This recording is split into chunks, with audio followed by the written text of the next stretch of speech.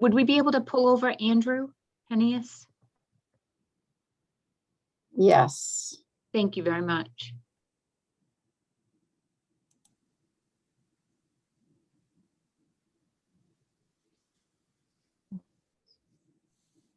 Okay, so.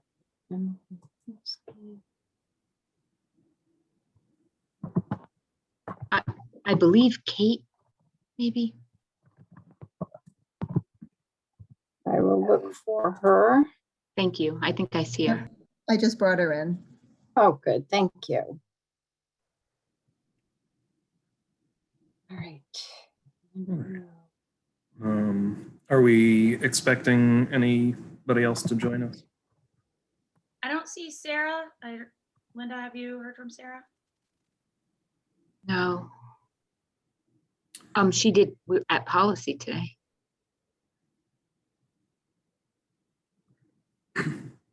We will give her, oh, well, it is 7 o'clock. So she can join when she is able to. I suppose we can get started with people who are here. Are we streaming and recording everything? You are. Yes, we are. Then I would like to welcome all of you to this meeting of the South Kingstown Town Council. This is a regular budget session in tandem with South Kingstown School Committee, the second night of our two-part public hearing on the preliminary budget that we adopted last month.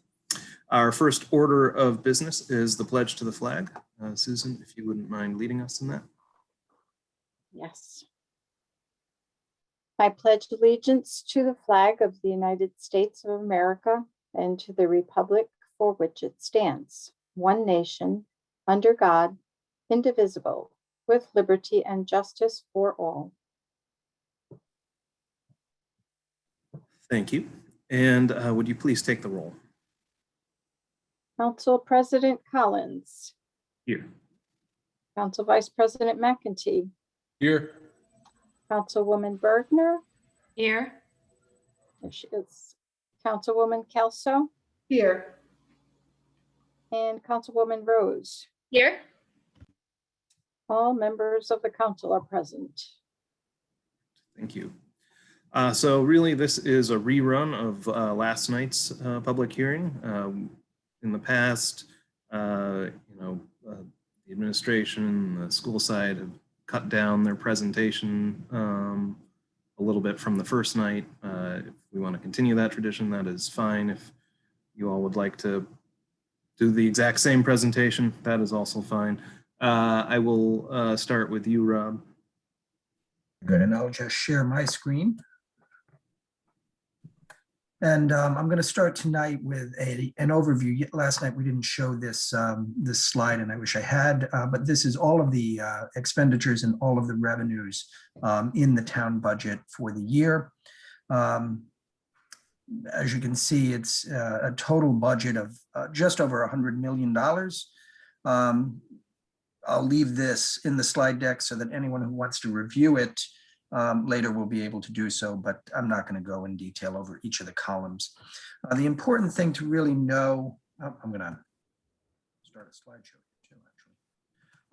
The important thing to really know about the budget this year is this. The property tax rate does not change from last year. The tax rate that's being proposed in the preliminary budget by the council is $14.45. That's a 0.0% increase over last year. And if this budget is adopted as it's been presented here, that would be the third year in a row for a $14.45 tax rate. So this is quite an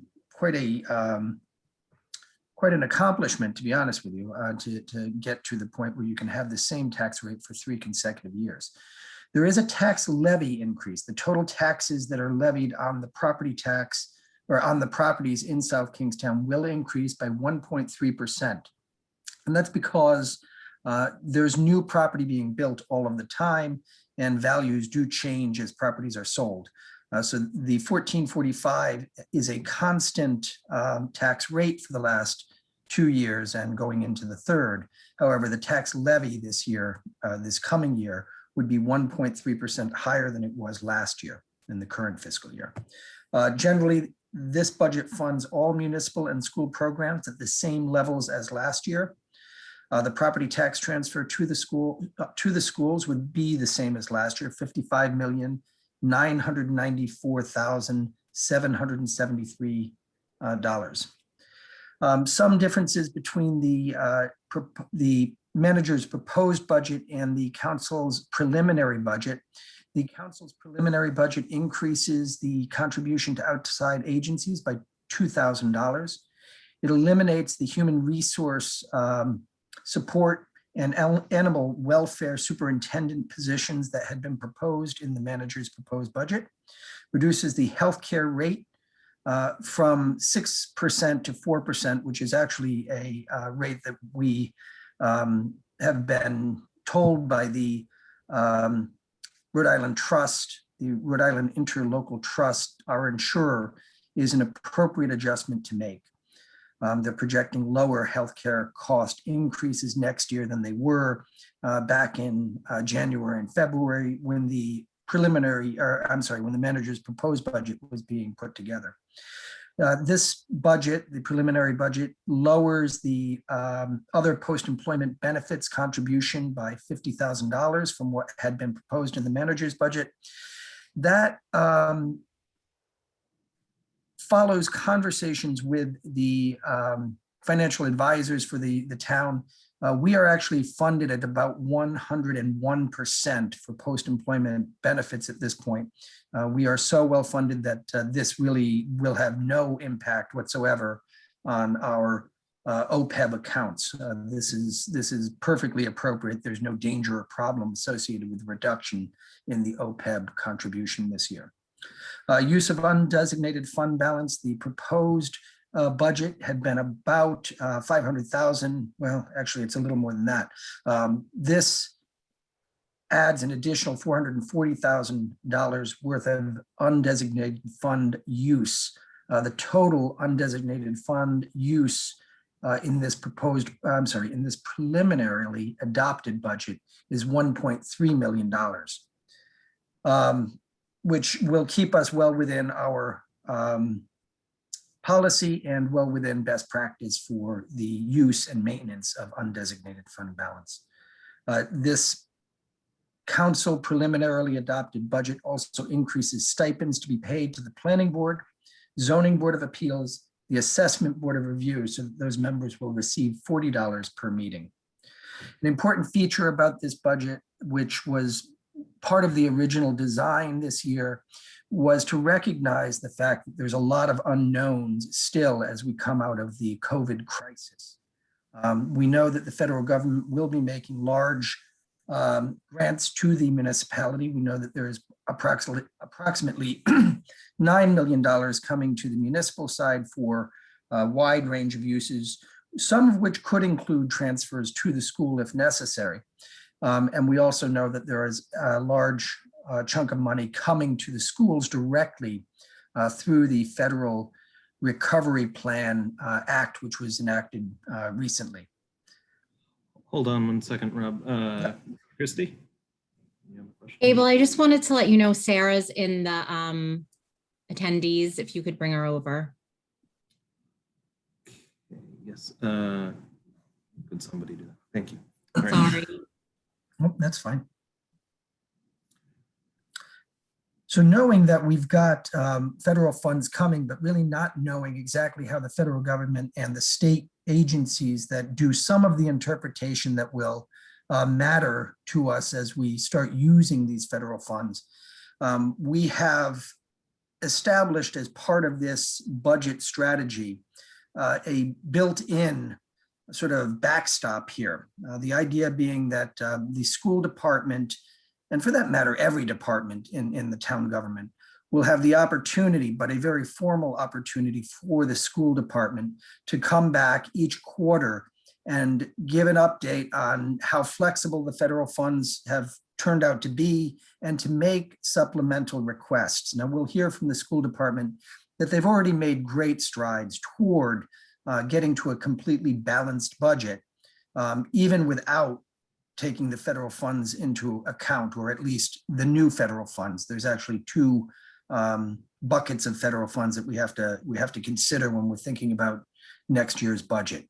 But this budget will specifically state that the school department can come back in the middle of the year and say, we're not seeing the flexibility on federal funds that we were hoping for, and therefore we're asking the town council for a supplemental appropriation.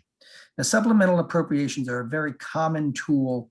They usually happen when you have an unexpected event.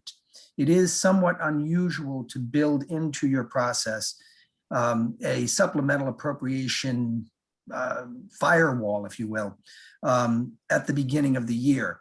But given that this year we have so much unknown still about how the federal monies are going to be spent, or how they're going to be allowed to be spent, this seems a very appropriate tool. And again, we've got a balanced budget at this point, except for some issues that the school department will talk about when Linda and Raquel make that presentation. But this does seem an appropriate mechanism to make sure that we start the year with a good footing, and that we have a mechanism for regaining our footing should we find that the federal funds are not as flexible as we are hoping. Just a very brief description of those federal funds. As I mentioned, there were two tranches of federal funds that we have to worry about. The first is ESSER funds, ESSER funds 2. This was a distribution made to the states back in December. We anticipate about $1.3 million, and Raquel will describe some of the limitations that have already been put on those funds. But there is about 25% of this bucket of money that can be used for discretionary functions. And the school department, again, has made great strides toward allocating those funds to uses that relieved the general fund obligation, or the need for general funds to fund the operation next year. And the second bucket of money is ESSER 3 funds. Those we still don't have a full accounting for. We still don't know exactly how much money will be coming our way, and we have no idea at this point. Well, I shouldn't say no idea, but we have very little idea about how those funds are going to be able to be spent. We expect guidance from the federal government, and then guidance from the Rhode Island Department of Education in May. But it's a big chunk of money, and we do expect that some of it will be able to be used for purposes that will be beneficial next year. Raquel and Linda will describe their concerns, and my concern, to be honest with you, about not getting into a deficit spending situation, or a long-term deficit in the budget.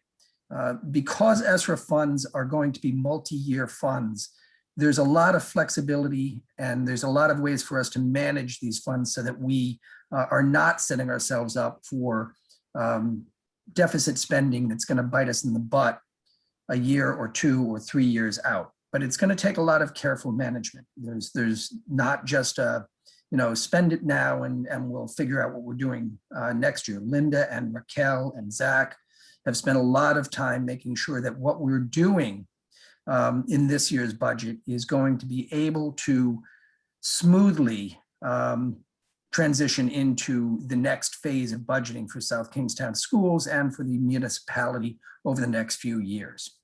And on the municipal side, again, I mentioned we've got about $9 million that we expect to be coming in through the rescue plan legislation that recently passed. We're expecting these monies to come in 2 buckets, one this year and one next year. The date for expenditure for those is going to be December 2024. So again, we can use these monies in a way that can smooth a number of activities over a 3-year period. Always have to worry about not setting yourself up by spending money you're not going to have next year. But again, since this is 3-year money, we will be able to do some things over the course of 3 years. And if we're planning right, not have ourselves sort of addicted to the activity in year 4. So we have got some work to do in terms of just managing the smoothing of this, but it's an infinitely soluble problem. I don't see us running into major problems with it. And it's frankly a welcomed relief from some of the austerity that we've had to endure in Rhode Island and across the country for the last several years. And with that, I'm going to hand it off to Linda. Actually, if I may, Zach, if there's anything you'd like to add before we hand it off to Linda and Raquel, please. No, I think you've covered everything. So Linda, it's all yours. Thank you. So Raquel and I will just briefly step through an update. And just to remind folks, we do have our budget documents off of our website. And so the in-depth detail is available there. But really our purpose tonight and last night was just to provide an update. We are in, as we all know, very unpredictable times. And building FY22's budget has been the same for us as has been stepping through each day of this school year. So we have tried to build a budget that, of course, considers that, but maybe tries to reimagine and rethink the way that we approach education, because we know that it will not ever be back in normal, what we think of normal again. I do want to share that it's probably pushed our thinking, and that's not a bad thing. We did start this school year in a freeze, considering every penny we spend. We still do today over analyzing, a purchase for, a couple $100s. Each penny that's spent is scrutinized because we never do know what tomorrow will bring. The end of the day, our goal this year was to try to get as many students in person as possible for as many days and as many hours as possible. So we are proud that we have been successful in that, as successful probably as one can be. We know right now that everything continues to be flexible and fluid in our planning. We originally built our FY22 budget knowing that we were coming in at a 1.89. We know we had a variance from the town proposed budget. And so just as much as we would have worked tirelessly, no matter what, continuing to analyze our budget situation, we have really tried very hard and continue to close this gap. We've not been able to successfully bring it down to 0 as of today, but this is a work in progress as we continue to learn new information every day. Raquel will step through, if you can, Raquel, just bring us through the numbers on our expenditure chart. Sure.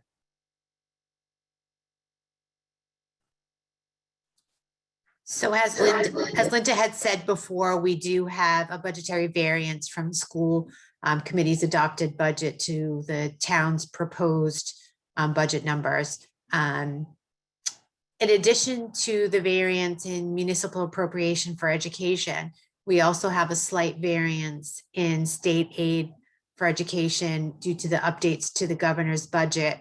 And those are reductions in categorical aids for group home aid and high cost special education.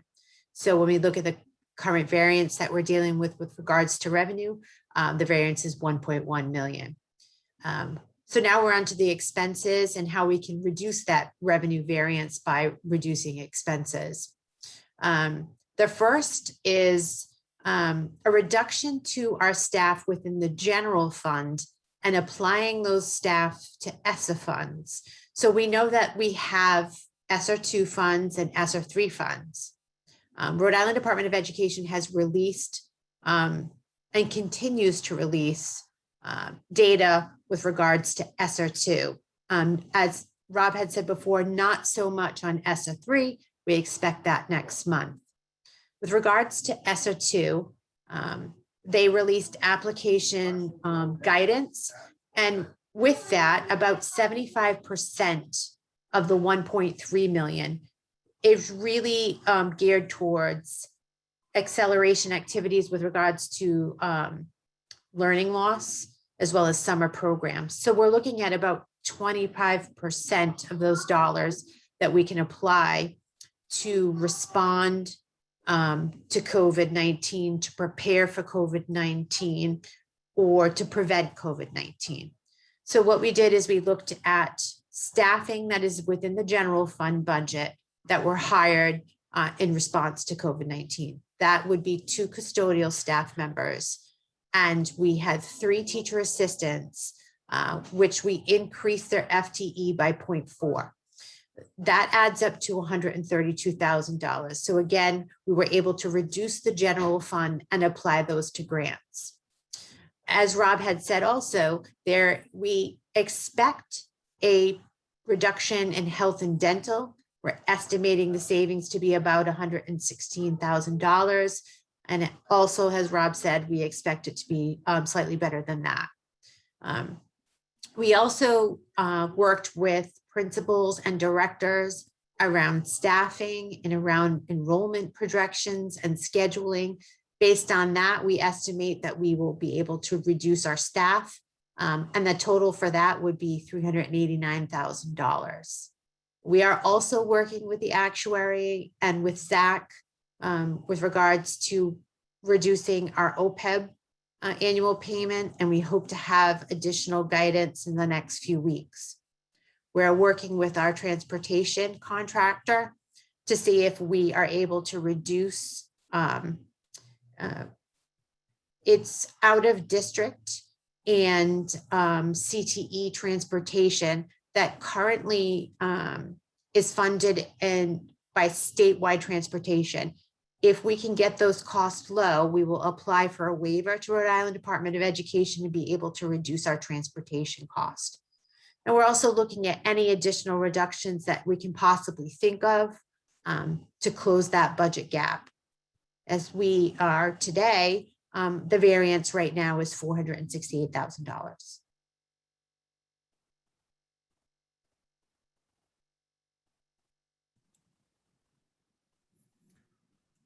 All right, very good. Thank you for those presentations. Of course, we had some extensive discussion last night, but if everybody's had a nice long night of sleep, maybe there are some new questions, new discussion to be had. Open the floor to that.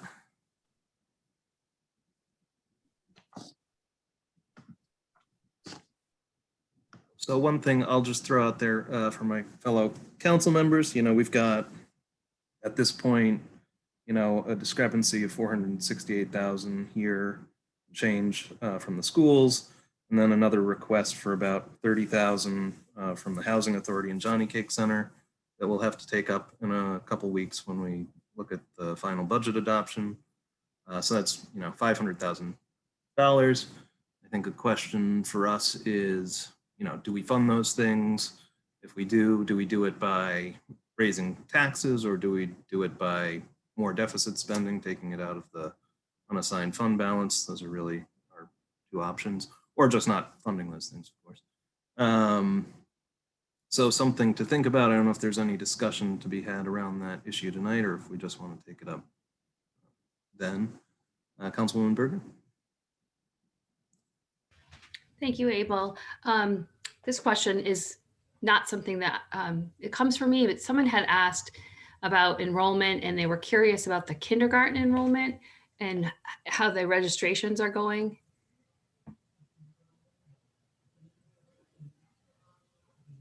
Registration is going slow. We are planning right now, if we're thinking about teachers in kindergarten, we're planning for the same number of kindergarten classrooms that we have today. So from a planning perspective and staffing, we're counting it as the same that we have today, for FY21. Could you be a little bit more specific? Do you know how many registrations you have at this time? think I usually- don't have that information, and we didn't put that out at the school committee meeting. Okay. Is that unusual to not have it in April? I literally have this isn't my question, so. It's not from me, from my previous district. I don't know here, and honestly, I've only stepped through 2 seasons during COVID. So I've not done it in a non-COVID, the location I did it previously where I oversaw it for 16 years.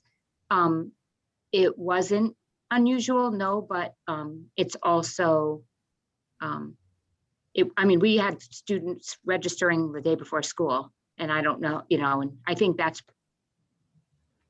it. This right now during COVID it's not as easy to get folks in. At least it felt that way last spring. And it's felt that way this spring. Okay.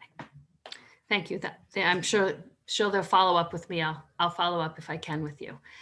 So my question, if I could ask, so we obviously know, I'm surprised it didn't come up last night. We obviously have a special election. We have the bond vote coming up. And I was just curious, have we received any feedback about the stage 2 facility application from RIDE? We received information. I don't even know what day it is. I'm sorry. We received information yesterday or the day before yesterday. Information was forwarded to the school committee, and the list of questions. There are a list of questions with a due date of April 28th. And it was also forwarded to the school building committee.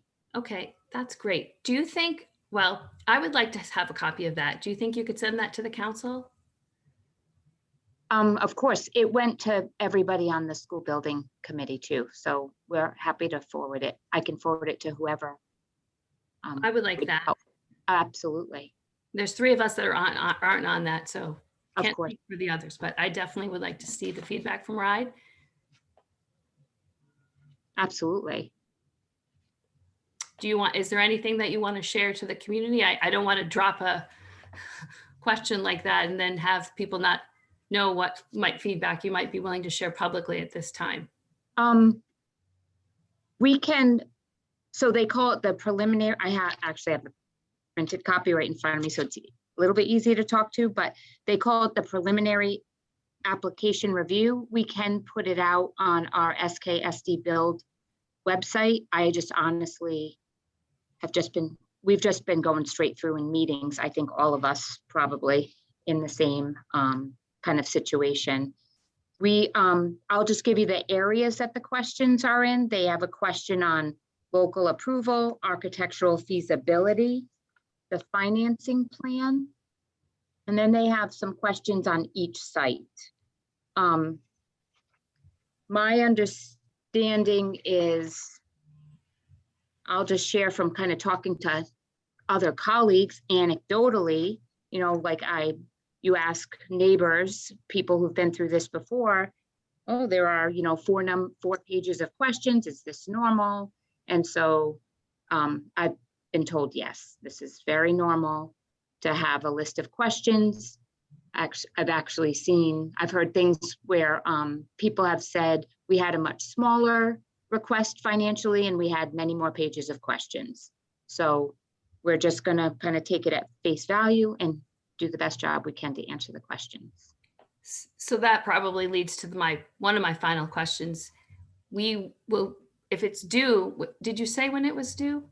Yes, it's due on April 28th. That's a Wednesday. So we will not have that feedback or any approval prior to the vote, correct? That's right. That's kind of disappointing. I agree. So I guess we'll have to talk about that, what that means. But thank you. Thank you for sharing. I look forward to seeing the preliminary feedback. Thank you. Councilman McEntee. Hi, Raquel. I just have a question in regard to the transportation that's identified on the variance expense report here. Now, the amount that you're looking to reduce is specific to the out-of-district charter and CTE transportation. Is that correct? That is correct. Can you tell us what the balance is specific to that is currently that you're looking to reduce?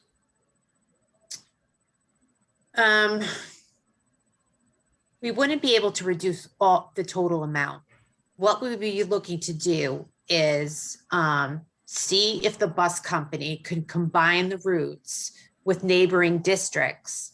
And they would have to come in with an amount lower than statewide transportation for us to get a waiver to actually do it with our local bus company. So it is specific to the routes. So we can't reduce all of it, but we're hoping to get a few reductions out of that. So you don't know the transportation expense specific to the out-of-district charter and CTE? I can get you that information, but it won't, we're not looking to reduce that total amount, just a portion of it. So as an example, this school year is about 800,000. Okay. So that would be the amount specific to the transportation for charter and CTE? That's about, to give you an idea, we're not going to see it. We would, if we just did status quo, it would probably be higher because we know that there's a significant increase for statewide. We're hearing that there would be a significant increase for statewide transportation for next school year. So we could probably count at minimum a cost of 800,000. It's not, what we're doing is not going to delete that, but we're hoping it will be reduced. That we could be more efficient. Yeah. I'm not suggesting that it's possible to completely alleviate it. I'm just trying to identify what the expense is currently so we can try to establish a baseline of where you can go down from there. Yeah, I agree. And the preliminary figures that RIDE is releasing is that statewide could go up 12 to 13%. So we're waiting to hear on that. And just using that number, if our increases based on our contract are at 8%, then that does give us hope that, we would be able to come in at a lower price with an out of district route. So when will you be, advised on whether that can even be reduced? The bus company is working on this next week on April vacation, and they're completing their feasibility study, hopefully by the end of next week. So hopefully you'll be given information that hopefully allows for a reduction of that expense, which will bring this variance down. Yes.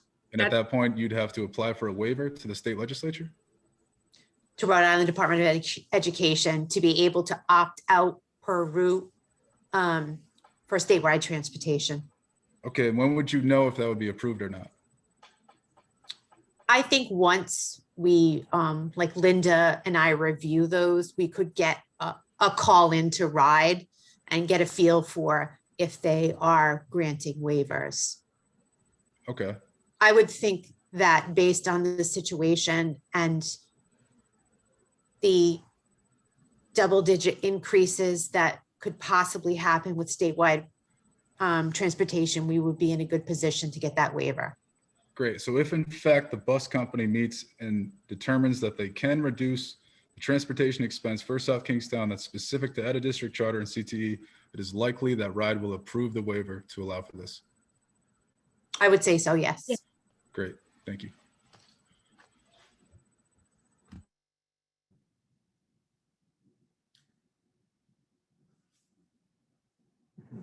Other discussion tonight? Michelle? I spoke about this last night, simply from the point of view of being the one that has hung around the longest with the district and the school committee. And I do know that the requirement for districts to use the statewide transportation for the out-of-district placements came in very early in my time on the school committee. And they weren't, back then, they weren't allowing waivers. Now, Ms. Pellerin says that, now they're allowing waivers, which makes total sense if we can get it cheaper in a different vein, but the former CFO and I had a conversation about this back then, and you know, I was informed that it was a bit cheaper, that, you know, the districts work together to have nearby districts that had a group of young people going to the same or nearby charters would work out a route, and it was way cheaper, considerably cheaper than statewide transportation. So I'm hoping that Ms. Pallerin and Superintendent Savastano can work with the bus company to get that cost down. In my opinion, it almost doesn't matter how much down it goes, as long as it goes down.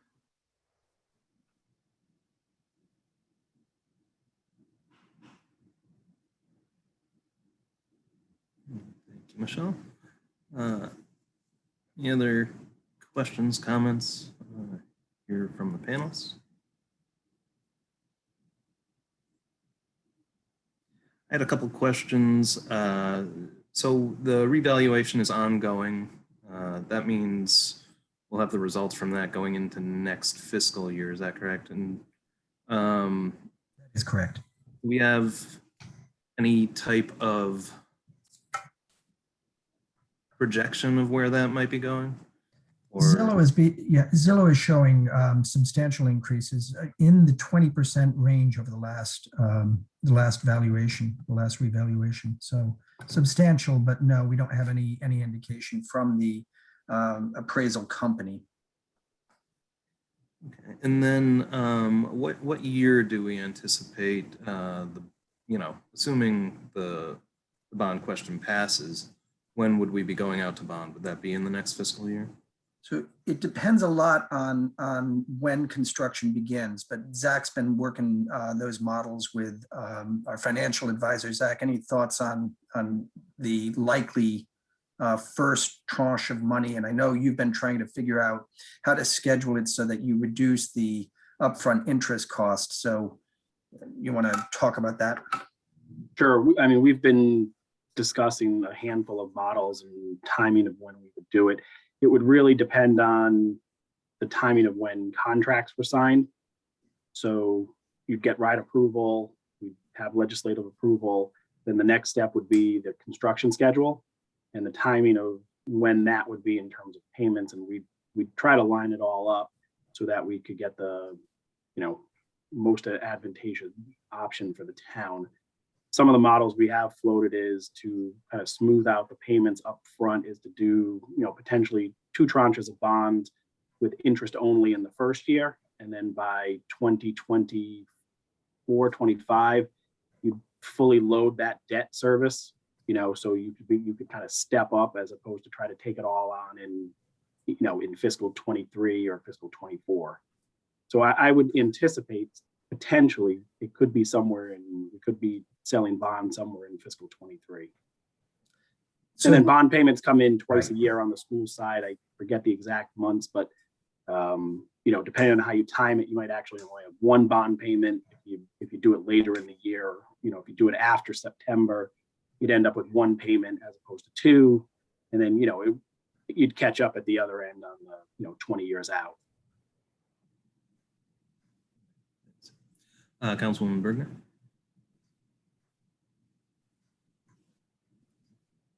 I guess I'm just still thinking about the questions from RIDE and trying to figure out the timing. And so if we're not going to, so if you turn them in at the end of April, is it a quick turnaround? Is it 7 more weeks? Because, this whole project is predicated on trying to get, these bonuses. So I guess I'm just sort of like digesting the feedback. So you had it yesterday, but we didn't talk about it. So I guess I'm just trying to figure out what are the areas of concern. So you had said the site locations, the finance plan, I'm sorry, I'm just shocked.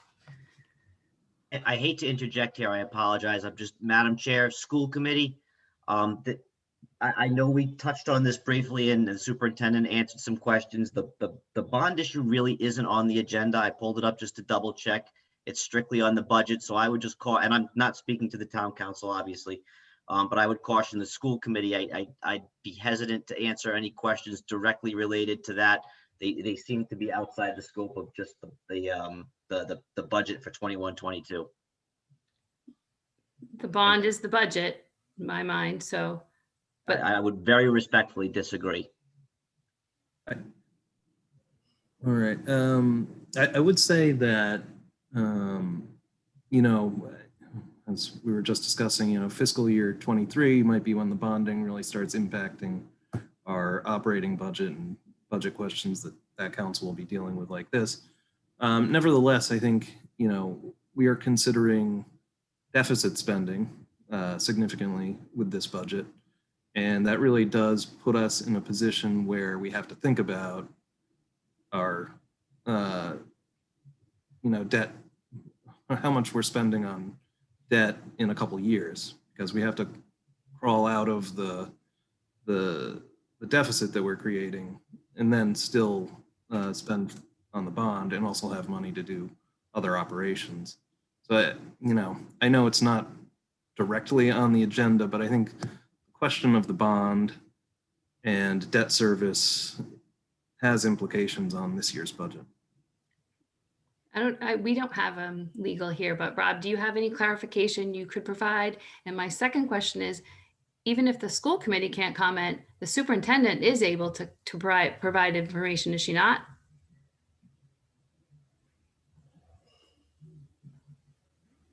If that question is directed to me, again, respectfully, I would suggest that the school committee members nor the superintendent really delve on this particular issue as it's directly related to the bond.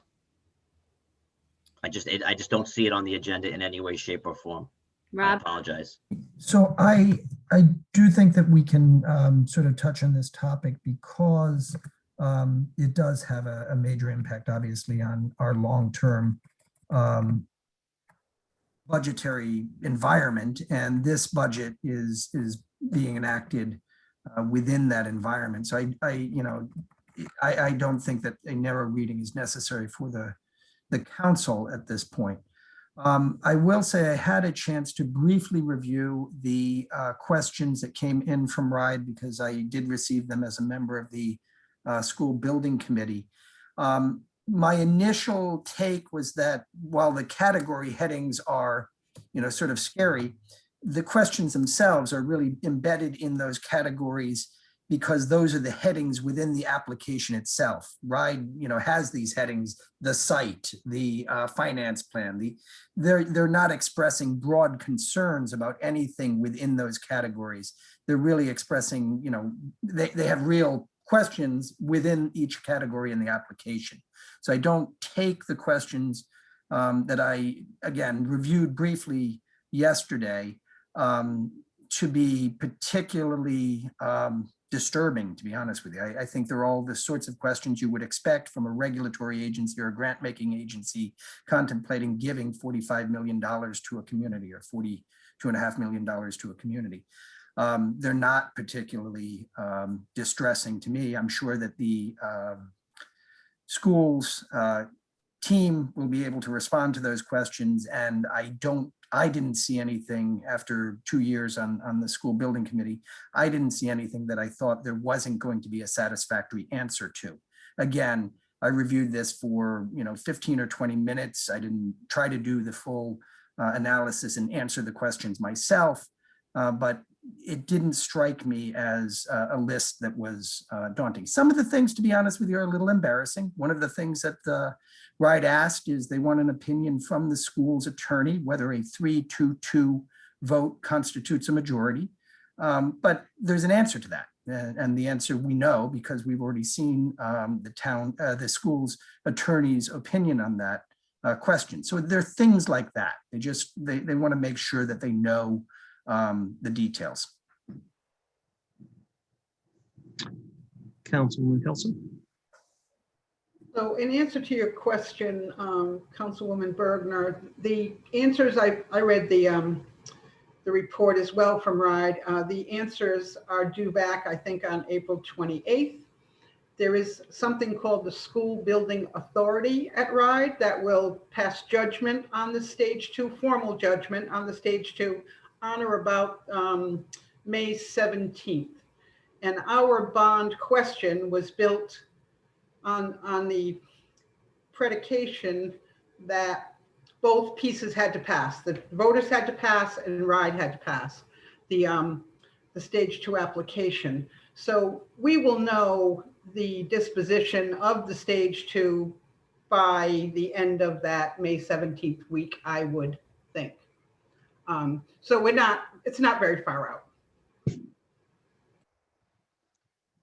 Mr. President, if I may, just on that point, we must know by May 17th whether we're going to have an approval, because that's when the school authority, the Council on Education meets. They have a regularly scheduled meeting. It is May 17th. And at their next regular meeting is too late for us to be able to begin the projects and get the 15 bonus points. So May 17th really is a hard stop for this. We will know the outcome from that review on that date. Thank you. Councilwoman Bergner, is your hand up again, or is the... Yeah, I just wanted to say it's really disappointing that you had this information yesterday, that it wasn't shared with everybody on the council. For the community, I didn't know about this. I don't know about the others, but it was only given to certain people, I guess, on the school building committee. I think it's unfortunate that we don't have legal here, that we're relying on the school committee legal to really limit public information and public questioning on this topic. It's super shady. It doesn't seem very transparent that we would have that this most important thing in the community that we're going to pay for the next 20 years, that we are literally limiting public comment and conversation on this topic. It just seems to me, for the community, we are the elected people. 80% of us had this information yesterday. Nobody shared it with the others, and that we can't talk about it tonight. And that the early voting has started. It doesn't matter now you preclude the community from asking the elected officials information, and we don't have. Yeah, it's the superintendent of schools' job to share information with her school committee and with the building committee. And that's exactly what was done yesterday. So for you to insinuate that there was anything done wrong is really inappropriate at this time. And I think it would be really inappropriate of the school committee or the superintendent to not follow the advice of their legal. And that's why we have our legal here. So I just think that it's really not okay for you to insinuate that there was any wrongdoing, because it's simply not the case. And so I just think that we should probably move on with the agenda that we're here for tonight. And we do have community members that might have questions about the budget. Absolutely, Emily, but this was my time to speak, and I was speaking and you did interrupt me, and it's the table's time, and then we will have lots of time for public comment. I'm just saying to you that many of the people here knew about this yesterday, and we don't have legal here on our side to say that we can talk about it. And now the school committee attorney is limiting the town council from asking questions about the biggest bond that we will ever take out in South Kingstown. And that's upsetting to me. I'm sure it's upsetting to community members that this is getting brought out now, because I happened to say, hey, have we heard anything? When you all knew. Thanks, Deb. I really don't think people are trying to avoid your questions. Rob, did you have something to say?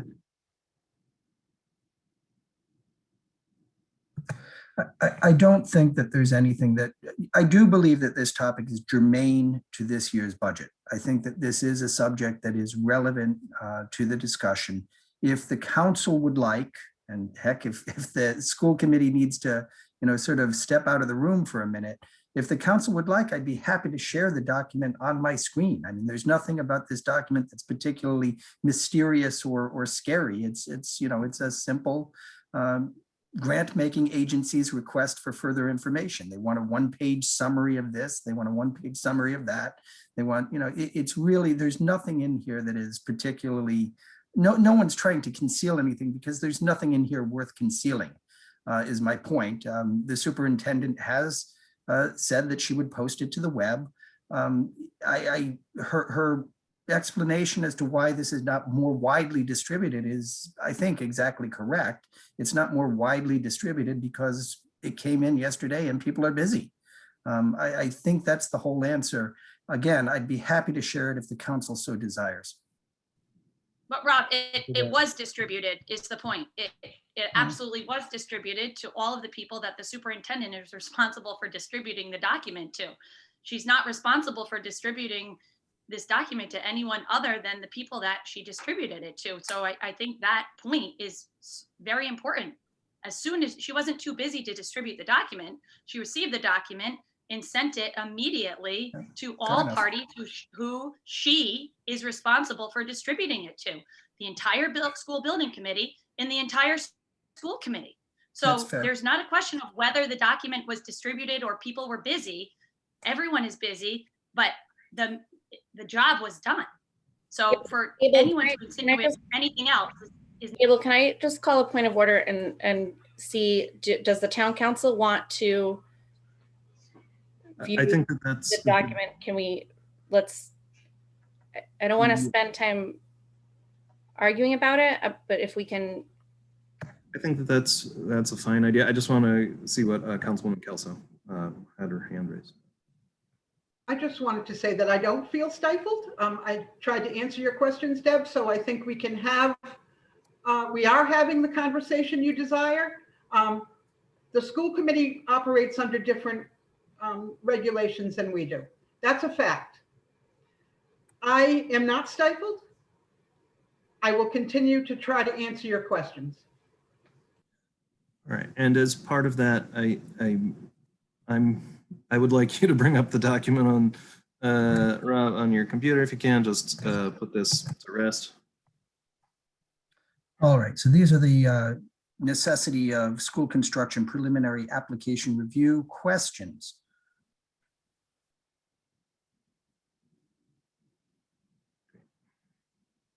Question about what constitutes an appropriate vote. Architectural feasibility to provide a simple one-page outline of the following planning. They do ask what the plan is to deal with the congestion that is identified in the traffic plan at Curtis Corner. They want some more information about the Chevron bus alignment. Confirm that the fire marshal and building officials' annual report findings will be addressed. I don't know what those particular findings were. Those are identified in the application, but the fire marshal and building official annual report apparently had findings that they'd like to review. And again, I'm not looking at that report, so I don't know what those are. Cost summary. Some of the projects do not include architectural developed individual scope estimates. They're looking for some more information around those. There is a request for deviation from the RIDE, I guess standard is an appropriate word, and they'd like an explanation for that request.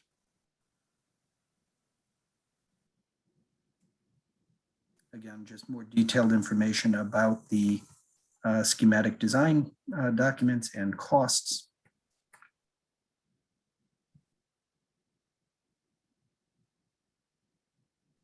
Provide an analysis of the escalation.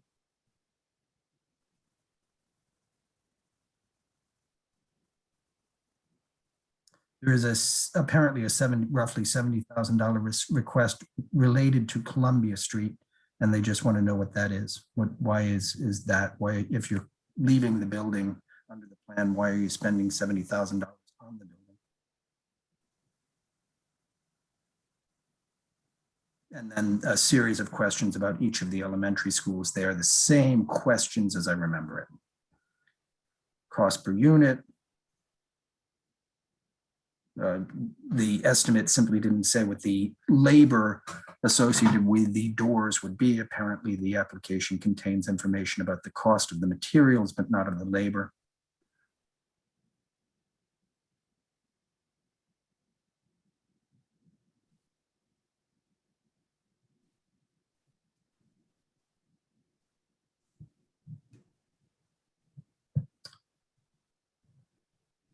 and then just a series of broader questions.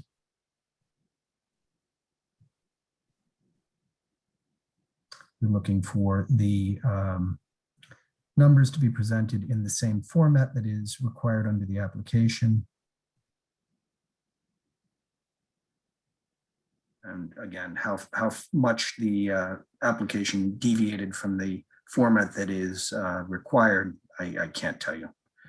But it really, this is the extent of the questions.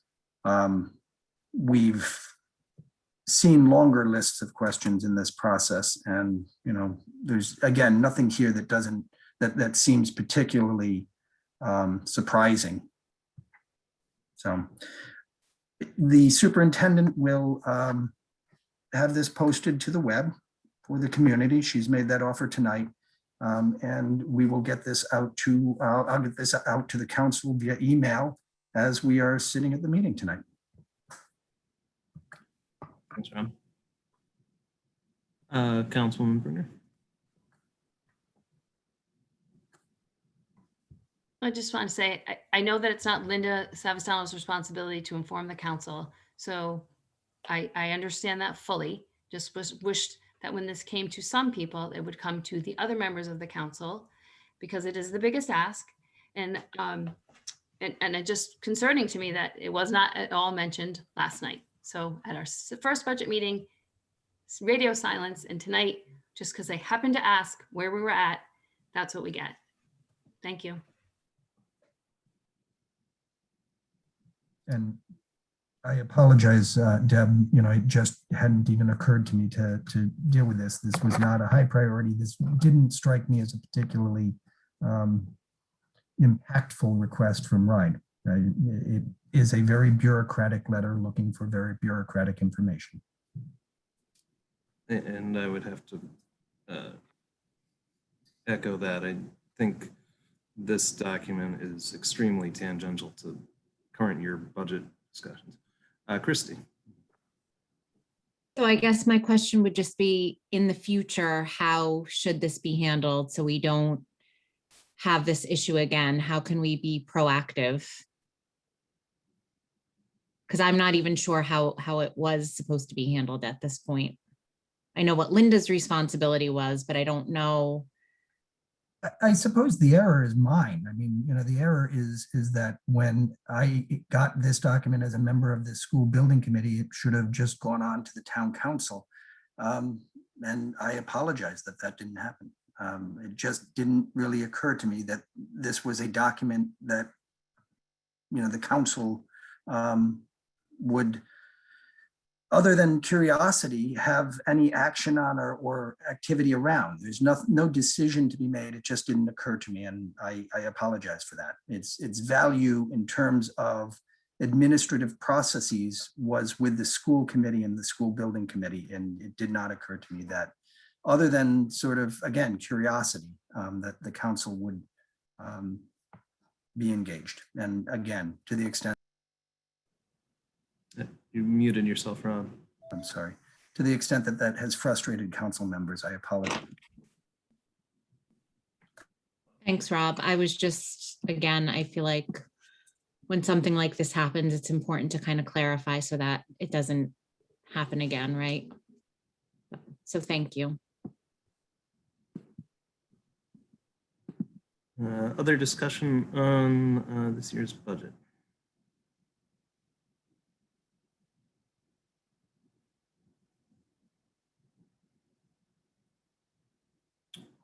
Right, seeing none, we'll open it up for public comment. Again, just like last night, we'll call on folks in the order in which they raise their hands. If you are on your phone and would like to make a comment, you have to hit *9 to raise your hand, and then *6 to unmute yourself. Our first comment is from Greg Sweet.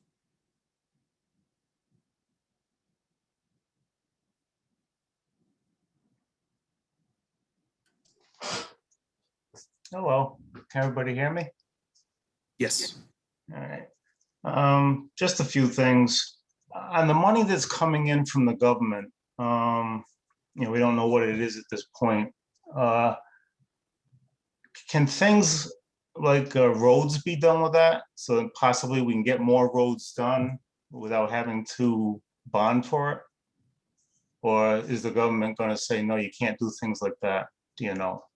In all likelihood, roads will be an eligible activity. Do you have an idea, and I don't think they've come up with set regulations yet, but do you have an idea of what will be needed for fitting all the town buildings with new COVID rules? Because that would be a big thing to tackle up front too. Yeah, if the COVID, if there are rules that require more, complicated HVAC systems, I don't. We have no idea. We have not seen anything related to air circulation, which if there were going to be requirements, that would be the sort of thing you'd expect. Yeah. What they're talking about is just, plate glass and separations. The expense is not great. And in fact, it's already been incurred. When folks come back into town hall, they're going to find that there are glass dividers on all service counters that have already been installed. Yeah, I didn't see anything written in stone yet, but I think it's going to be a little bit more involved than that. I think it will have to do with the heating and cooling equipment, outside air and all that. Let's see. Oh, Linda, did you get my email today?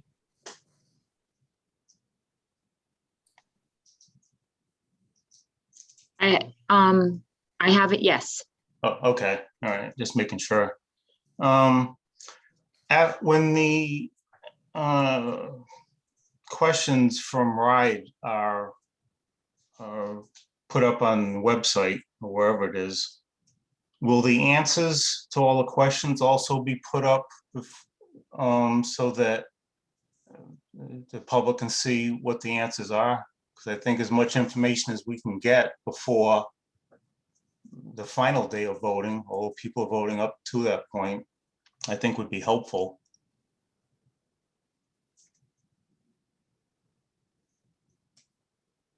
I can share that we will put our answers on the website as well, along with how we have the complete stage 2 submission on the website.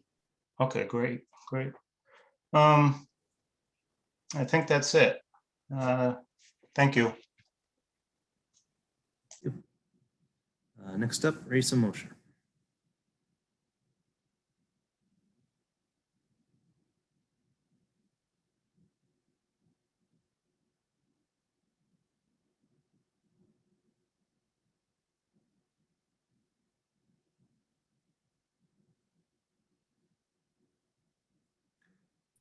Raisa, yeah, there you go.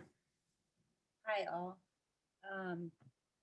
I wanted to address the memo from RIDE and the fact that. Raisa, before you go on, could you move a little closer to your microphone? You're just a little soft. Oh, I'm sorry. Hang on.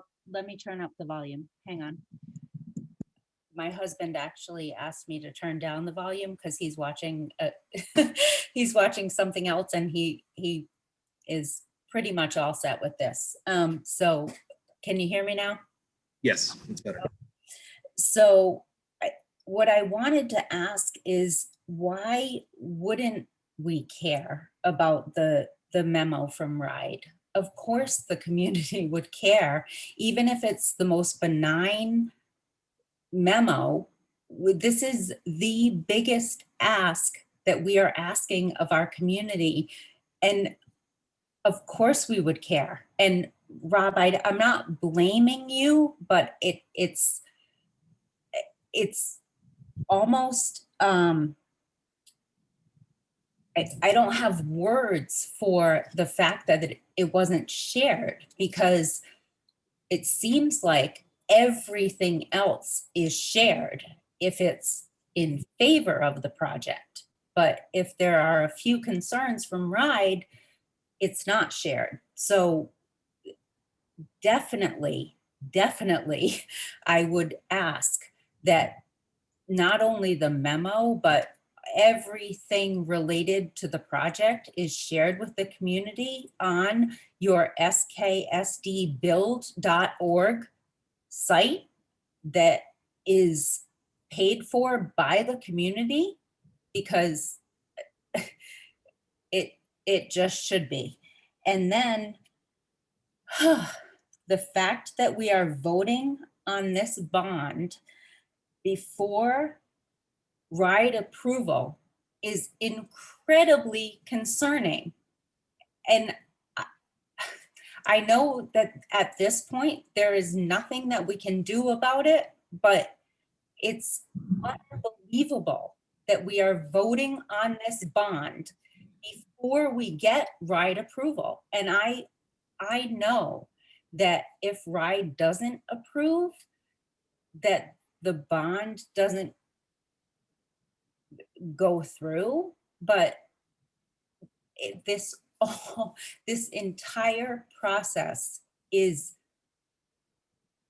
unfortunate, and I am so sad about the division in our community, and I think you all could have prevented it, and I'm sorry.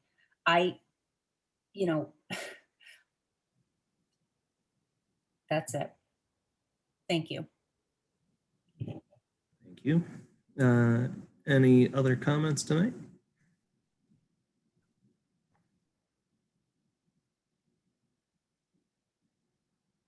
Doral Beasley.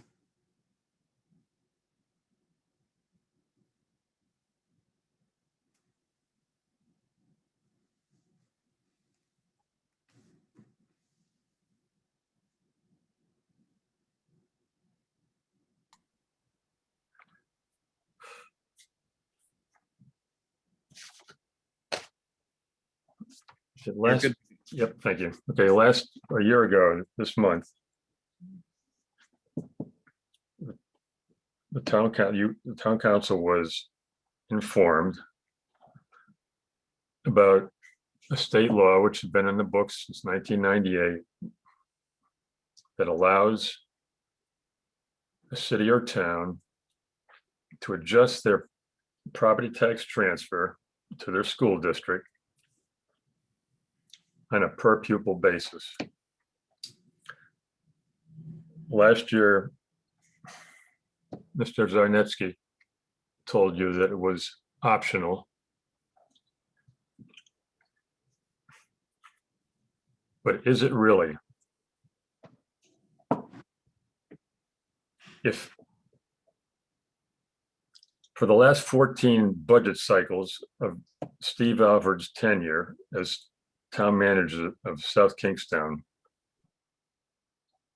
he whiffed, he passed, he failed the taxpayers of South Kingstown in holding this school district to a budget built on enrollment.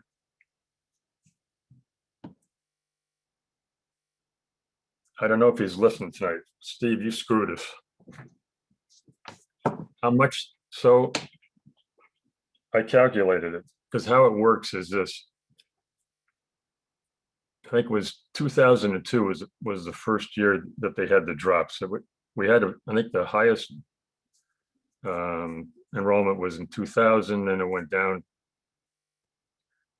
in 2001 and went up 1 year a little bit, and then it's ever since then it's gone down every year for like 19 straight years now. If we had used that state law to adjust our budgets to our decline in enrollment, we'd still have the exact same student to employee ratio as when it started to drop. That was 7 students per employee.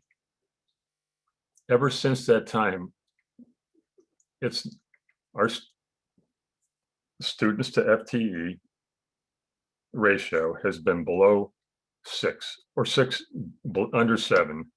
And this year, for the first time, it's under 6.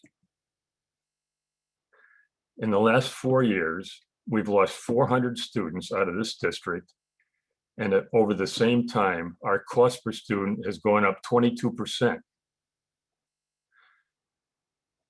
That, ladies and gentlemen, is unsustainable. The reason that, and that's the sole, the reason that this project had an $85 million cap is because NEASK, NEA, RI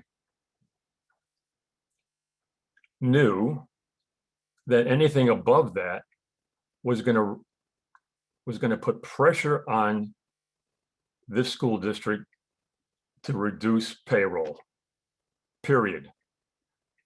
Now, I've been in building committee meetings for the last 3 years. And every time I bring this up, they tell me to shut up because it's not part of their agenda. Yes, it is. First of all, now we have 2 town council members and 2 school committee members on the building committee. How can it not be part of the agenda? It's your job, you town council members, you have a fiduciary responsibility to hold costs. Now, if we were Weston, Massachusetts, that has the maybe top 3 most expensive per student cost in Massachusetts, if we were Weston, Massachusetts, I wouldn't have any argument.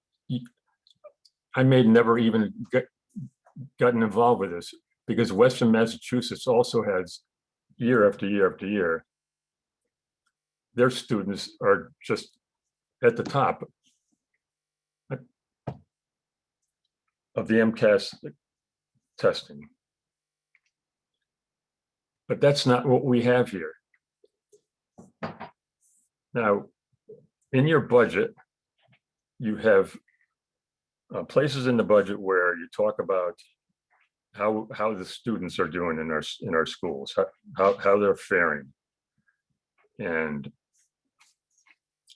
I think there's a couple of comments there, but that we're above the state average. I guess that has to do with the RICAS scores. Doral, you've reached your 5 minutes. If you had a particular question at this point, or on the wrap up, great. Yeah, I'll wrap it up. Okay, so I know you don't want to hear this. That's why. I was wondering if I could get Roberta Mulholland time tonight. She got like 20 minutes the other night. Is that okay? Can I get 20 minutes? I don't think she got 20 minutes. Well, it was more than 10. All right, so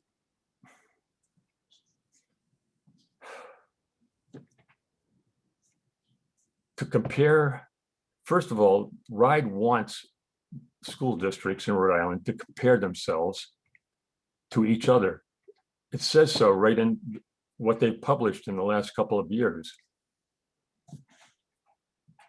But the problem is this. If you look at,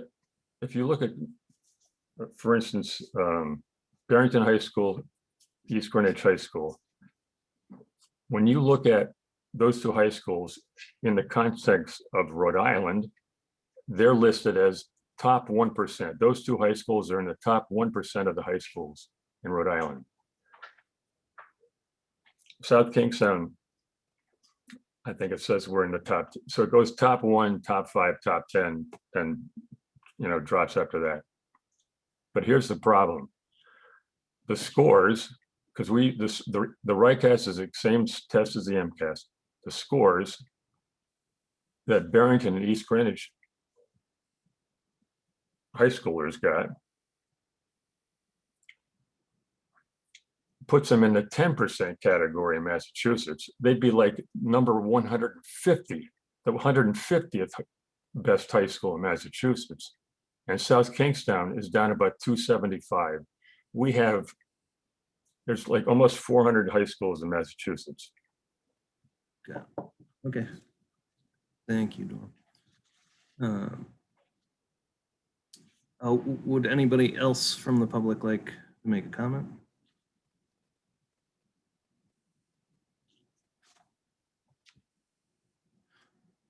right, comments from, panelists?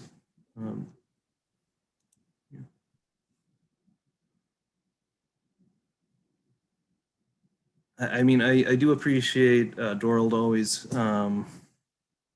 talking about sort of the history of the district and town and town finances.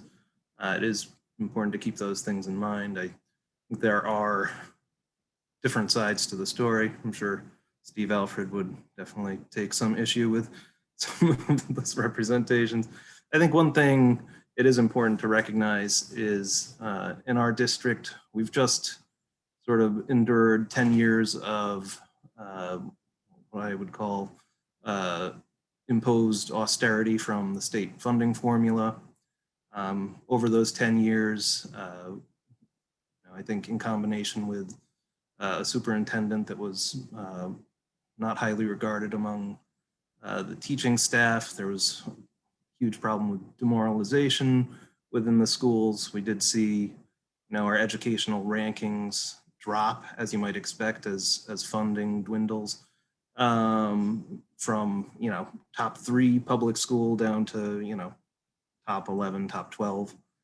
Those are declines that are concerning, I think, to people in town. Although I think there are still kids who get a great education out of South Kingstown. My biggest concern is the gaps in achievement that we see and might see exacerbated, especially after COVID. And seeing those trends, the lack of state support, basically our property tax transfer barely keeping pace with inflation, maybe a little bit under inflation. We've really just been treading water, and it's not surprising that when you see school performance decline, you might see some of the wealthier families in town begin to move their students to private schools, charter schools. And as you disproportionately get those people leaving a system who usually score a little better, you might see your scores decline as in general in the school system. So you get a sort of negative feedback loop, and you see as those scores begin to decline, there's more pressure for some of those people who have that opportunity to move their kids out of the school system, feel more compelled to do so. And then of course you get pressure on the town council from the public as they see public scores declining for us to cut funding to the schools. And I think that's a pernicious negative feedback loop that we've seen in town. And we're really seeing it not just with the operating budget, but also with the bond funding question. And so, in addition to just sort of that sort of 30,000 foot view of what's happened over the past 10 years with school funding and school performance, we should look at the overall finances of the town.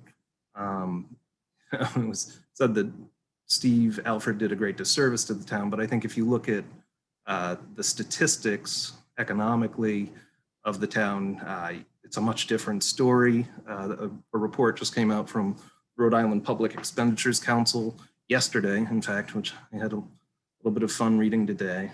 And so some of the things that I took note out of that are that, median family income in South Kingstown, $113,000. The median for the state, $86,258. So we're about 50% higher than the statewide average in terms of income. Median home value of owner occupied properties, we're about 40% higher than the state average. At the same time, our tax rate is about 27% lower than the median income at $14.45 to $20.33. And that you really see it when you look at per capita revenue. So ours is actually the third lowest figure in the state at $3,056 of tax revenue per person in the town. That is very small compared to what you see our similarly wealthy communities paying. So what you actually see when you zoom out to that level, we are one of the lower taxed communities in the whole state and very low when you consider how wealthy the community is. So those are important things to keep in mind. People ideally should look at those facts and look around the state and see that South Kingstown is in a very enviable position. We have an unassigned fund balance, which is, you know, at the upper limit of what's recommended. We have basically no pension problems, very low debt load, OPEB that's 101% funded. We have a capital improvement program, which is 6 years long rather than what other communities do at 5 years. That's very well capitalized.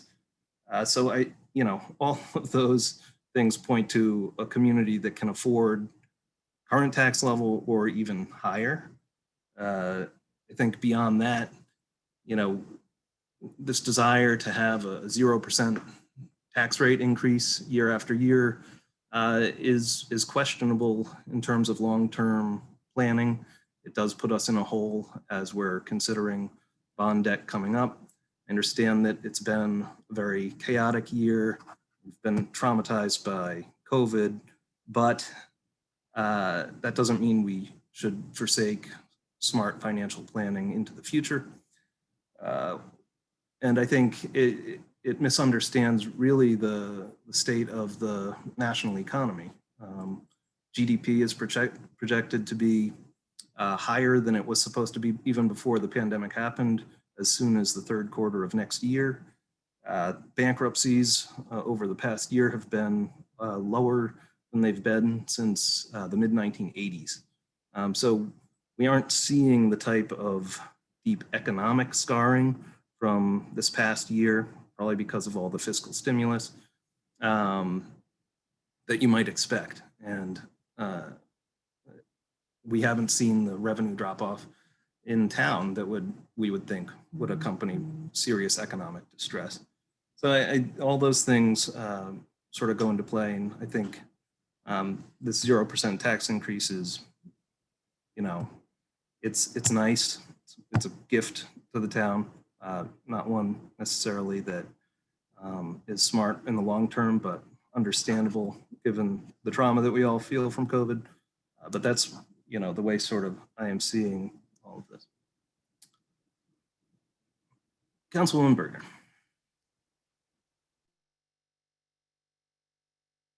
I want to be respectful. I think Christie's hand was up first, so I don't want to step on you, Christie. No, yours actually was, Deb. Go ahead. Okay. Thanks. Happy to give it to you if you want. Okay. Didn't want to be stepping on your toe.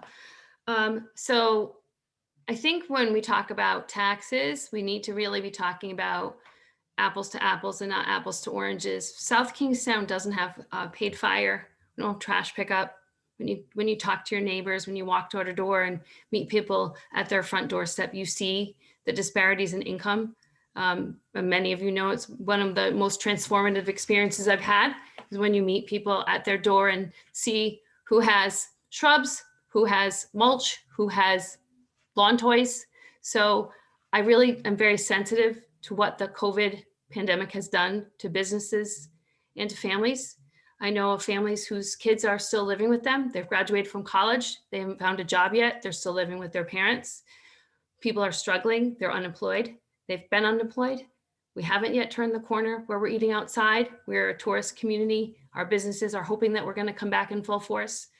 I hear you, Abel, as you pointing out some strengths. I also need to say that my children were educated 1 to 12 here, public schools. My son graduated in 2018, so I can't speak about the last couple of years. However, he graduated with 41 AP credits. It was a whole year of college. I owe the high school teachers so much for what they've given to my family and given him that great bounce. He's going to graduate in 1 month. So I don't see the negative feedback loop and all of that. We had an incredible experience, and I hear from others the same. So I have no negatives to say about the quality of teaching and the experiences that my children had. So I just want to be clear on that, but I'm very sensitive to the impact of COVID, the challenges that we've had. And I feel that the budget, while it may be challenging for the school committee to reduce that last bit, I do think it's possible. I also feel very comfortable with the safety net. You can come back 4 times and ask for some additional funding if you need it. I don't know if families have that opportunity in South Kingstown. So I really do feel like we can work together and you have that opportunity to come back. I'm just being in a small business. That's my husband's job to know what the changes have been. I just feel like we need to be realistic to what our community members are. We also have a high public sector education workforce. URI and the teachers are huge components of who lives here. We don't know what higher ed will look like, even though we have some stimulus money, there'll be definite changes. So I think we need to really be proactively thinking about what we can do. So while I understand, I'm grateful that you've already been reduced. You can reduce your ask by 500,000. I fully believe you can get there. And I think that the budget allows for that safety net that really is reasonable and not in any way unachievable. And I look forward to that. Thank you.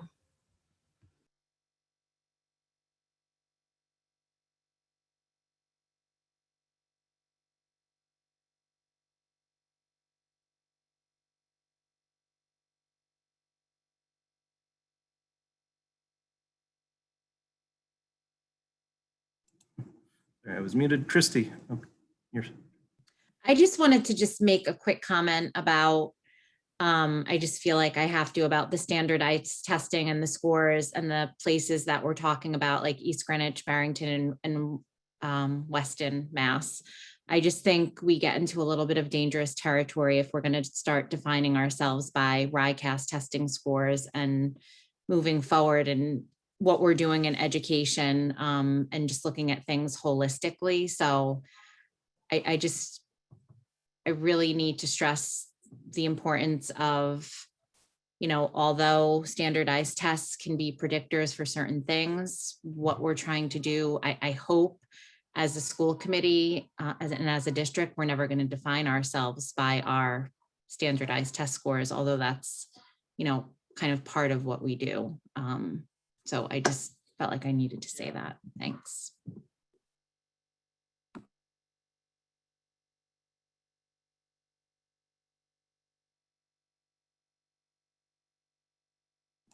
Sorry, muted myself again.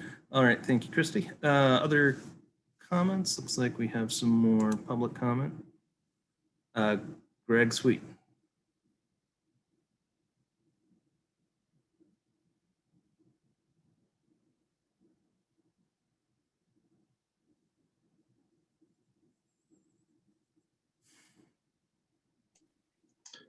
Just a quick comment. It's been said before, and you said again tonight, Abel, that we have a pretty good record of people paying taxes, and we really don't fall short in that area.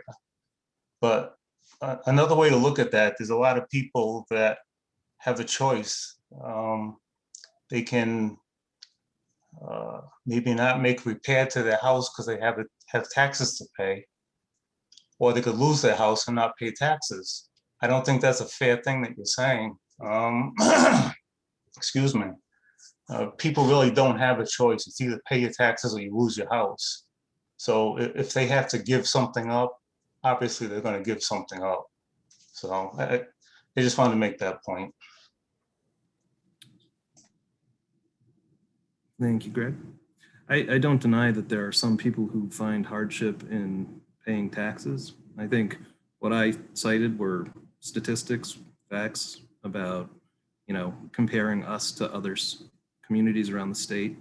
And what those statistics show is that we have a smaller government comparatively for the tax base that we have than most any other community in the state.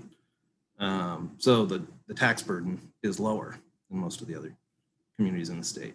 I don't think when people say it's the taxes that are driving people out of South Kingstown, that's accurate. I think it's home prices are escalating at such a rate that people who have lived here for generations can no longer afford to buy homes. So that's disconcerting, certainly. That's why council's been so focused on trying to come up with policy changes to increase affordable housing development in town, and something that we'll continue to do. In terms of, having targeted programs that help out, people who are struggling economically, we can do that. We have tax exemptions for elderly, low-income folks. We've taken some small steps in increasing those this year. We can look at doing that more, but that is how you can address the needs of the most needy. We can't sort of base the whole government program around people who can't afford to pay taxes. We need to be looking at the population as a whole, which is what the statistics are for to speak about. Go on. I agree with that. It's just because our rate is so high as far as people making their payments, whether it's 1% of the population or 30%, I don't know what it is, but I do know people have a choice. You can lose your house and not pay your taxes, or you can keep it, not go to the movies, not go on a vacation, or not have steak. You can just have pasta. Those are the choices that people make daily. Yes, and so again, I think that is happening across the country in every community, and the thing is that it's happening less frequently in South Kingstown because we have a richer population in general and a lower tax rate in general. So it's, you need to compare yourself to the whole rather than comparing the experience of the least fortunate. And then, it's not that we don't want to take into account the concerns and needs of those people. We just need to tailor policies that are specific to them. The tax rate is a blunt instrument. It's really something that we have to think about as funding the government as a whole. The government then provides services that help out, ideally those who need it the most, and, spreads the distribution of public services like education to as many people as can access it at the highest quality. Paula Whitford.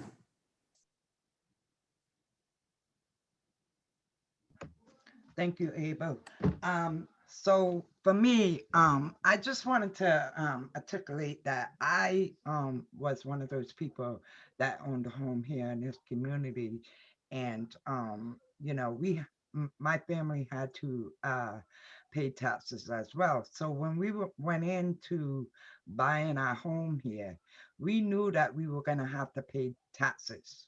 Okay, and we knew that these taxes were going to go to funding schools. And not that I'm not taking into consideration the fact that we're in the middle of a pandemic, because I am. But I'm also going to say that I'm also taking in the fact that we're going into our third year where there hasn't been an increase in taxes. We're asking our school district to find all these savings to bring down the balance to be able to sustain the no tax increase. But I'm also hearing that doing so could put us in a very tricky place down the line. So my concern is if not having taxes being paid could put us in a sticky situation down the line. Does that mean that we're going to put our students in a sticky situation as well as not being able to have the funds to give them the education that they need? Because I know for me, if I was able to have that education when it was needed for me to get me into a college and get me the job that I needed to be able to have an income to continue to pick up where my mom and my grandmother before me left off, then I would probably still own my home right now. So I mean, I just think that sometimes we need to remember that people made the choice to buy a home, just like Greg Street saying on the other end. There's a choice to be made. Either you're going to pay your taxes or you're gonna lose your home, or you're not gonna go on vacation, or I mean, at the end of the day, to me, my home would come first before taking a vacation. Educating my students or educating the kids in my community would come first before taking a vacation.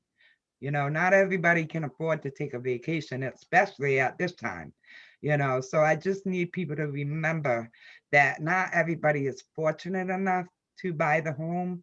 And when they're buying that home, they know what it entails. Thank you. Paula. Zach?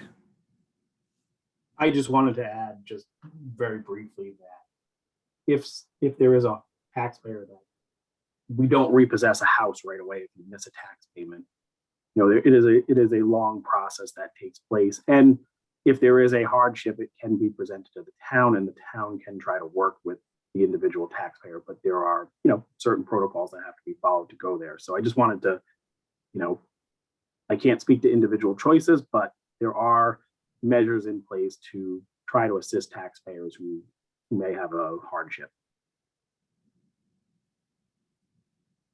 Thanks, Zach. Councilwoman Bergner? Thanks, Abel. So one of the things I did mention, and we have talked about it in the past, was fire. We've talked about how hard it is to recruit volunteer firefighters.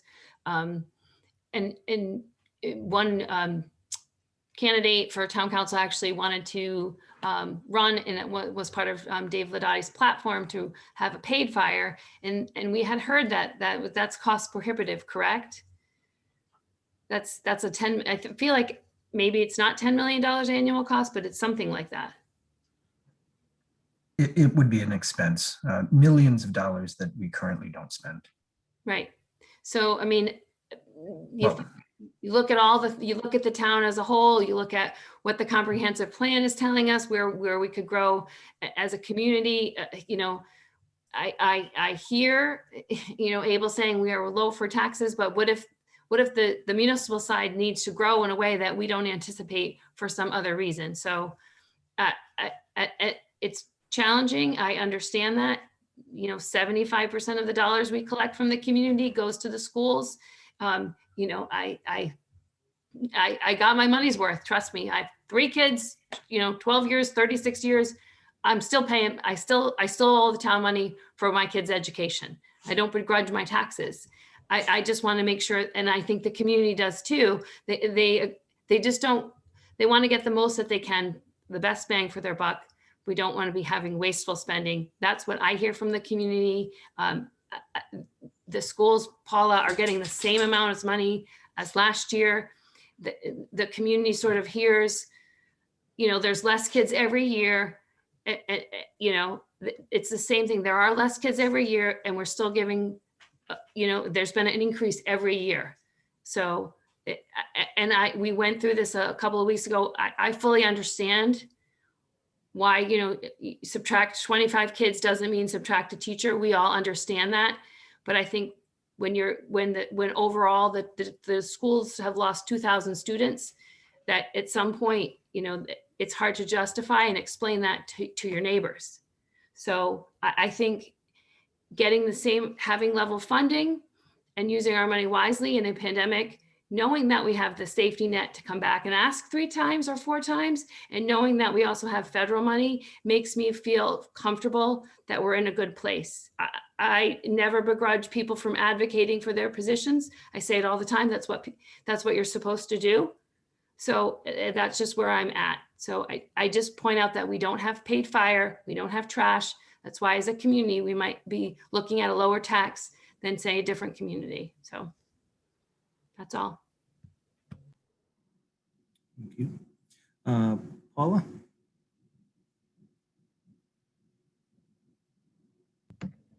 I'm really not disputing anything that you're saying, Deb, but I just, you know, at the end of my day and what I want my legacy to be is that I did everything I could to make sure that we are giving the children in this community the best education we possibly can.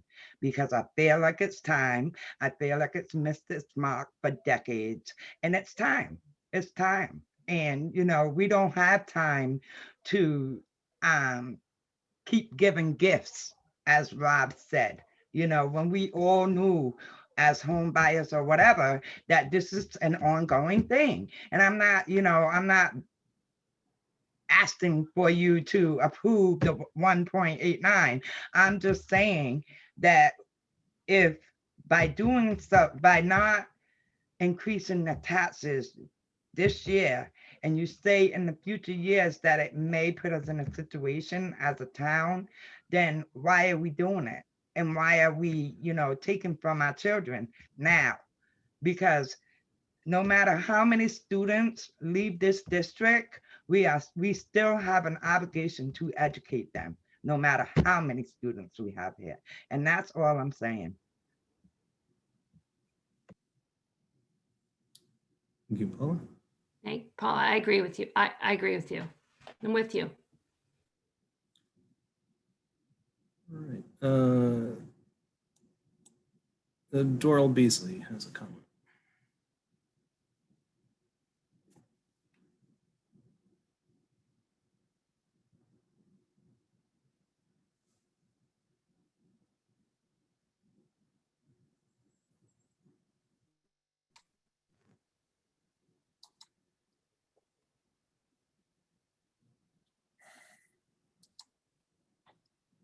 All right, you're good to go, Doral.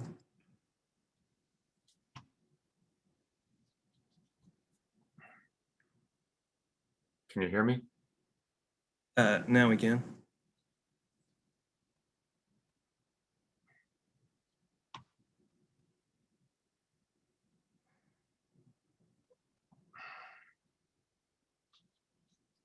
I think I tried to do something that I've never done before, and it's probably not going to work. Oh well. That thing there, it is. Well, I can see it. I don't know if you can. No, we can't see it, but just maybe you know. All right. Summary, executive summary. I can. Okay, first on the funding formula. I sent this to you guys before. You've seen this, but in the 10 years of the funding formula, South Kingstown made out like bandits. And here's why. For the school districts where the funding formula money was decreased, we started with a way higher per student allotment. So over the 10-year that we you know, ours was decreasing, we got a total of 72 million and change dollars, $72 million. That was an average of $2,287 per student per year. East Greenwich, now theirs went up, but over those 10, and so did Barrington, but over those 10 years, their average aid per student in East Greenwich was $1,042, and in Barrington, it was $1,423. So yes, ours decreased over the 10 years, but we got much more per student allotment than those other wealthy districts did. And to be honest with you, the main reason why ours decreased over time was because our enrollment was decreasing. Okay, that's that one. That chart I sent you guys that I tried to show up here. Okay, so it shows US annual inflation rates over the last 20 years. Over 20 years, 20-year total inflation, 41% average, 2% a year. Social Security cost of living adjustments over the last 20 years. 42% over 21 years, 2% a year. That's the average increase. And in amongst them was 3 years when there was zero increase. That was 2009, 10, and 15. At the same time, this school district, the average, the 21-year total of increase in compensation was 84% for a 21-year average of 4% a year. So the compensation for people working in our school district over the last 20 years is double both the annual inflation rate in the United States and the Social Security cost of living adjustments. And finally, the one other thing in here. Last March, just before the pandemic hit home here in South Kingstown, we're looking at South Kingstown's labor force statistics right from the Department of Labor and Training. Okay, last March, the unemployment rate in South Kingstown was 3.5%. So it shows here, labor force of 16,177, unemployed 15,611. So there are 566 unemployed people or people that have filed for unemployment. Year ago, March, 3.5%. The next month in April, when it all hit the fan, we dropped from 16,177 employed people to 14,882. That was the labor force. So people left the labor force and the employed numbers dropped by 2,600 people. So the unemployed in South Kingstown went from 566 people to 1,837, a 12.3% unemployment rate. Today, in February, just came out the February statistics. We still haven't recovered in this town. The unemployment rate in South Kingstown is still 7%. So a year ago, March, we had 566 people that they listed as unemployed. And today, or in February, the last month that came out was 1,070. So we have twice as many, little more than twice as many people are unemployed today that was a year ago.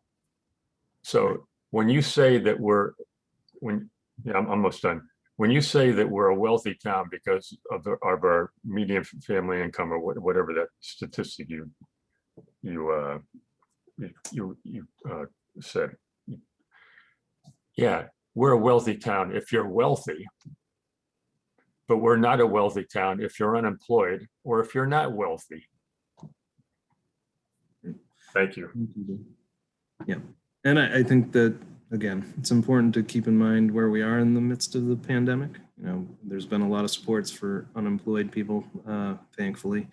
And we are looking forward to, getting fully vaccinated in this state, in this town, to the point where we can get back to having a lot of those hospitality jobs come back off the unemployment rolls and, having that tourism pop up again. Fortunately, through the midst of the pandemic, those folks were getting $300 extra per week. Nowadays, $600 per week at the start of the pandemic, oftentimes making more as unemployed individuals as they were in their jobs regularly. A lot of the higher wage jobs, of course, have been able to work remotely, and those folks in town have continued to enjoy a pretty comfortable standard of living.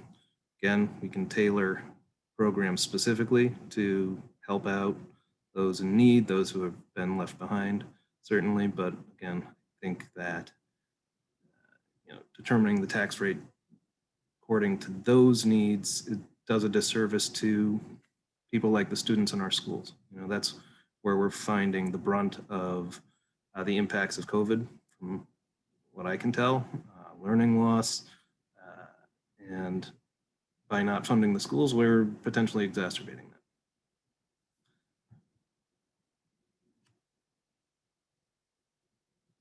that. Any other comments here from families? We've gotten to about the same point we got to last night. So I want to thank everybody for the conversation. It's been enlightening. I look forward to perhaps more of this conversation when we take up final budget adoption. We do have a couple outstanding matters to decide here, of course, and I think we're looking forward to having updates from the schools about, potential for bringing down some of that cost that we see with transportation and some other things. And then, if worse comes to worse, and we do go forward with a 0% overall, despite that request, there will be opportunities for supplemental budget, it appears, as the budget is written. So that is something hopeful. Councilwoman Bergner. I just feel like we have this opportunity to give one last commercial that we do have a special election upcoming on May 4th, but early voting is happening now at Town Hall, 8:30 to 4:30 until May 3rd. On May 3rd, it ends at 4 o'clock, and you can vote all day on Election Day from 7 a.m. to 8 p.m. at 3 locations. You can vote at any of those locations. You can vote at Matunic School, you can vote at the high school, and you can vote at West Kingston High School, West Kingston, and Matunic Elementary. I just feel like people are paying attention. We just want to make sure that people can get out and vote. This is just an important vote for our community. I love that we're engaged, that we all care about this. Just want to make sure everyone knows the special election for the school facility bond is May 4th. Thank you. Thank you, Deb. Well taken. Everybody get out there, exert that right to vote. If you've been paying attention to what I've said tonight, I think if a town like South Kingstown can't afford to renovate a high school, then really there's no community in this country that can. So vote with that in mind. All right. Do I hear a motion to adjourn? Jess Rose. I'll second. Sorry. That was like a time. Who made the motion to adjourn there first? I think Deb also did, and I seconded. Okay. Councilwoman also motion to adjourn, second by Councilwoman Rose. Any discussion? Good night, everybody. Opposed? All right. Good night, everyone. Thank you. Everyone. Night. Good night.